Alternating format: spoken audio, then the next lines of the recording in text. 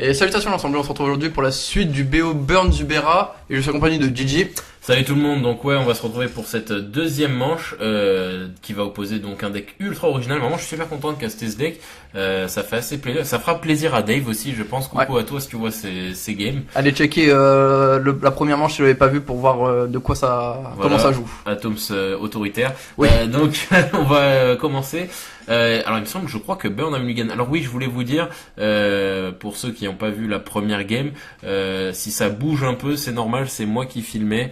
Notre trépied nous a lâché, donc il a fallu que je filme à la mano. Donc j'ai vraiment fait mon maximum pour que ce soit pas trop hideux, mais vraiment désolé pour ça. T'es sûr dans les commentaires que c'est sale? Ouais, c'est vraiment sale. C'est vraiment sale. Donc c'est parti. Donc c'est un 5 couleurs Zubera. Ouais. Est-ce que tu peux rappeler rapidement la mécanique du deck? Bien sûr. Atoms. Donc ça joue avec le cimetière, hein, donc il est très sensible au 8 sim. Et donc en fait dès qu'il y a un Zubera va mourir, ça va trigger l'effet donc de celui-là. En fait c'est quand il meurt ça trigger l'effet, donc prenons l'exemple du blanc, il va gagner de 2 points de vie par chaque Zubera qui meurt. Et en fait le but c'est d'en avoir plein de similaires ou de différents, c'est de en faire tuer plein d'un coup avec des moteurs de sacrifice comme Viscera Seer. Et il a des cartes qui permettent de récupérer des cartes du cimetière, les renvoyer en jeu et du coup les refaire sacrifier pour refaire un tour. Et voilà. Ouais, ok, c'est ça. Goblin Guide, donc départ encore très énervé et très basique. De Burn et à la fois très basique aussi, effectivement. Goblin Guide qui va là faire un peu de CA pour son adversaire parce qu'il pioche une Terra Nihilus. Donc ça va l'aider à avancer un peu dans son jeu, ce qui est pas une mauvaise chose. À savoir donc que le deck est relativement similaire à tous les decks tribaux du format en termes de construction, c'est-à-dire qu'il a des 4 cavernes, voilà, 4 cavernes, 4 terra et peut-être plus si affinité. Pas de fiole par contre, il me semble pas avoir vu les fioles quand j'ai filmé. Je ne pense pas non plus. Blood Throne Vampire, l'un des moteurs à sacrifice du deck, donc on a dit Viscera Seer, mais Blood Throne fait partie de ces moteurs. Qui en plus de ça peut être un kill potentiel, hein, admettons qu'il inflige des blessures, parce qu'en fait il y a le Zubera rouge qui permet d'infliger des blessures à une cible créature au joueur, et que il sacrifie le rouge et qu'il vous tue des créatures, et ben il peut passer free avec la Blood Throne qui sera bien garnie en attaque. Exactement, sachant que les Zubera, une fois qu'ils sont beaucoup, ça peut faire vraiment des effets assez vénères. Donc là pour le coup c'est pas du tout ce qui va se passer puisqu'il va chum block tout simplement. Donc ça va calmer nos ardeurs. Mais bon, c'est au-delà de ça, il l'a aussi bloqué peut-être en voyant qu'il avait Viscera Seer au top of the deck, qui va donc lui être toujours un moteur à sacrifice pour faire fonctionner le deck. Après d'un côté ça nécessite quand même pas mal de mana et de mise en place pour le deck, parce qu'il lui faut quand même soit les poser les Zubera, soit faire en sorte qu'ils partent au cimetière. Clairement, pour après les réanimer, donc c'est un deck assez fatigué pour le format. Vraiment, on voit surtout que là on joue contre un deck assez vénère, Grim Lavamancer, double Grim Lavamancer. Ouais. Ok. Ça c'est assez exotique dans un deck burn, en général t'en mets pas autant. Bah si t'en mets 2 ou 3, mais tu les joues pas 2 ou 3 parce que pour le coup ça sert pas à grand chose. Mais après bon, il a peut-être pas grand chose de mieux à proposer tout simplement, faut dire aussi. Donc là Grim Lavamancer qui va complètement rentabiliser une deuxième fois les cartes utilisées par un deck burn. C'est c'est super cool. En plus c'est que ça va pouvoir en plus détruire ses moteurs à sacrifice. À mort, ouais, grave. Là il y a quand même l'une des cartes qui pose le plus de problèmes à burn, ça va être le Zubera blanc. Ouais, qui va donc ralentir la clock du deck burn. Exactement. Donc avec autant de gain de life possible, il va pouvoir monter à fond. Sachant que voilà, l'effet des Zubera, c'est pas autant de Zubera qui sont du même type. C'est pour chaque Zubera mort ce tour-ci qui soit le Zubera. Et si tu commences à avoir des chaînes de Zubera identiques, alors là, surtout là pour le coup sur le blanc, il y en a plusieurs qui meurent. Alors là pour le coup le burn il va vraiment mettre 5 ans à terminer. Exactement, il va lutter de ouf. Ouais. Limite il va passer de blast. C'est ça. Et c'est peut-être pour ça se trouve qu'il a peut-être side les Grimm. Pour tu veux dire pour recycler les cartes. Pour shooter, ouais. C'est aussi pour shooter, je pense, surtout les moteurs à sacrifice pour pas qu'il se passe grand chose, quoi. Ouais, c'est pas faux. Donc voilà, la game qui se calme un peu. On voit que la carte Silent Shun Zubera pose problème au joueur burn qui réfléchit pas mal. Qui réfléchit pour un jeu burn, mais oh. Bon, bien sûr, on rigole hein, quand on tacle comme ça les decks, c'est pour rigoler. Donc voilà, donc là il est en train de réfléchir, sachant ça que semble quand même assez ralenti là. Ah oui, ça ralentit. Là il a clairement c'est marrant, c'est rigolo quand même de voir parce que Burn c'est un deck qu'on estime souvent puissant, etc. Mais c'est rigolo de voir aussi, et c'est pas que dans ce cas-là, c'est souvent sympa de voir que en fait le moindre gain de life ça met Burn en PLS. Je veux dire, U-White, ça joue Timely Reinforcement dans le side, juste pour être bien contre Burn. Et quand tu gagnes 6 points de vie, t'as l'impression que t'as envie de te dire, mais 6 points de vie, c'est rien. Mais ça, en fait, Burn, c'est un deck qui est tellement sur le fil du rasoir, de gagner vraiment sur le fil du fil, quoi. Je pose des blasts, et après, si ça t'a pas tué, je suis en mode draw, c'est ça. Et si je draw des landes, juste je perds. C'est ça. Donc, voilà, souvent t'as des burns qui n'arrivent pas à concrétiser le début de game et qui se retrouvent à faire draw, machin lance. Donc là, il va déjà commencer à faire, donc en réponse de la destruction de la créature, il va faire du scry. Donc ça, c'est intéressant, ça lui donne un peu de CA. Ouais. Et il a sacrifié aussi le Zubera blanc, donc pour récupérer des points de vie. En plus, c'est ça qui est intéressant, d'autant plus avec la Viscera Seer en tant que moteur de sacrifice, c'est que ça va lui permettre de lui trier sa pioche de beaucoup, parce que comme il va sacrifier masse créature, il va vraiment trier limite tout son deck pour avoir comme il faut bien réglé, quoi. Jusqu'à être sûr d'avoir le bon truc. Alors ça, c'est le Zubera bleu, donc il fait piocher pour chaque Zubera qui est mort ce tour-ci. Exactement. Donc pareil, ça peut faire des chaînes assez débiles à base de pioche 20 ou des trucs comme ça. Après, il faut noter quand même que le deck est relativement lent en réalité, contre un deck humain par exemple, ça passe pas le tour. Exactement, contre un deck humain. Un deck Merfolk. Je pense que il a des chances contre le deck Burn parce qu'il gagne des points de vie. Exactement. En vrai, il arrive bien contre Burn. Là, il lutte bien aussi contre Burn. C'est parce que le match-up est pas horrible. Et puis, il repioche un Zubera blanc. Il faut dire aussi que ça aide. Et il pose donc son Zubera bleu. Donc là, s'il chum-block avec les deux, il va gagner 4 points de vie et piocher 2 cartes. Donc, l'air de rien, il y a quand même moyen de récupérer un peu 4 points de vie. Ce que j'ai dit. De gagner un peu de gaz et de life aussi. Ouais, ça c'est intéressant, quoi. Exactement. C'est pour ça que au final, moi je trouve que c'est un deck assez sympa, parce que je suis assez fan aussi des decks un peu originaux comme ça. Toi aussi, il aime bien les decks qui marchent pas. Non, je rigole. Oh, c'est pas gentil. Vas-y, oui, je t'écoute. Et donc c'est intéressant parce que c'est ce genre de deck qui peut gagner.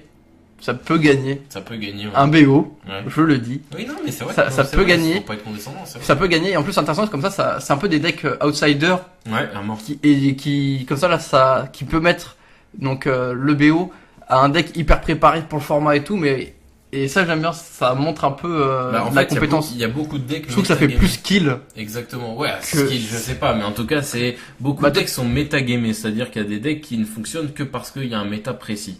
Il y en a des comme ça, par exemple Lanterne, par exemple, oui, si le format était beaucoup plus contrôle combo, ça n'existerait pas. C'est pareil pour d'ailleurs les decks U-White Company. C'est des decks qui sont ultra calibrés pour le format. Ça fonctionnerait pas ça fonctionne déjà de moins en moins parce que June revient sur le format. Parce que c'est un deck qui fonctionne avec beaucoup de créatures à poser et qui fonctionne avec Coursière of Krivix, etc.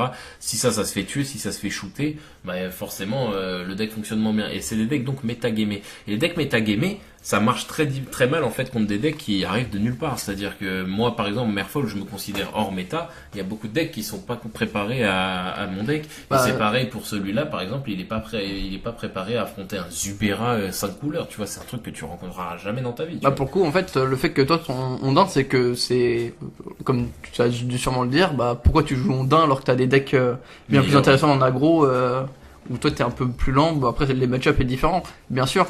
Mais toi, le deck Ondin, si ton but c'est d'être agressif, pourquoi jouer Ondin, quoi? Ouais, c'est ça. Après voilà, c'est là où est-ce qu'on en revient aussi de fun over compétitif, tu vois. Et je pense malgré tout, et là c'est là où t'as mis le point juste sur quelque chose, c'est les gros decks des formats, ils sont sortis d'un mec qui a théorie crafté aussi en début. Donc par exemple le Death Shadow, ça existe pas depuis le début du format, c'est arrivé parce qu'il y a des mecs qui ont théorie crafté des listes. C'est peut-être là aussi avec la sortie de Dominaria, il y aura peut-être exactement un Death Shadow like qui apparaîtra. Exactement, il y a plein de decks comme ça qui sont apparus par des mecs qui étaient là en mode mais c'est quoi ça, c'est de la merde et tout, et au final c'est devenu le main deck du format. Death Shadow aujourd'hui, voilà, c'est ça. Eggs à son époque, quand le mec a sorti les premières listes de Eggs, c'était pareil, c'était inconnu au bataillon et c'est devenu le main deck du format. C'est toujours comme ça. Burning Pod, c'est pareil, Melira Pod, tout ça. Donc c'est comme ça, c'est aussi sympa de voir, c'est une manière aussi de faire évoluer le format. Ça commence par être exotique et ça finit par devenir l'un des ténors du format. Et carrément devoir build autour d'un deck, et exactement. Ça c'est très intéressant. Bon, je dis pas non plus que Zubera ou des decks du genre deviendront des main decks, mais ça pourrait rentrer dans des listes, dans des cas genre plus des decks combo un peu qu'on voit de temps en temps comme les vegans. Ça me fait mal de le dire, mais c'est ou le ad cas. nauseam, Ou ad nauseam. Vive lance du monastère, donc ça pose des menaces permanentes là du côté de Burn. Là clairement la game c'est quand même vachement ralenti. On sent que le Burn n'a pas de solution. Bah là, on est quand même déjà à 10 minutes on de est déjà à partie. 10 minutes de game, mais on voit que le Burn n'arrive pas à concrétiser.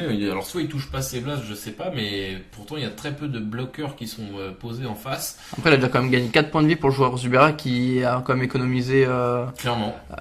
équivalent à un beau charme. Ouais, c'est un beau charme d'économiser au final. Ouais, je suis d'accord avec toi. Mais c'est vrai qu'il faut pas non plus exagérer. Je trouve ça va, c'est pas. Après, d'un côté, c'est pas peut-être qu'il est déconnant. ralenti aussi par rapport au nombre de landes qu'a le Zubera.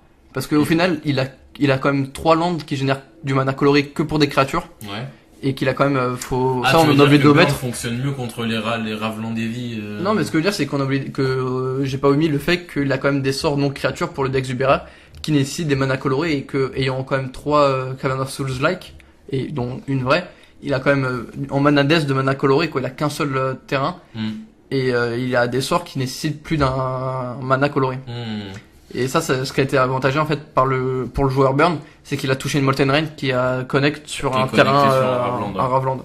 Ouais, grave. Riftbolt là qui a été lancé hardcasté d'ailleurs sur le Zubera et il pioche. Alors je crois que c'est son kill. Donc c'est d'autant plus ça justifie ce que je disais. Et là, il a un manque de mana blanc pour pouvoir lancer son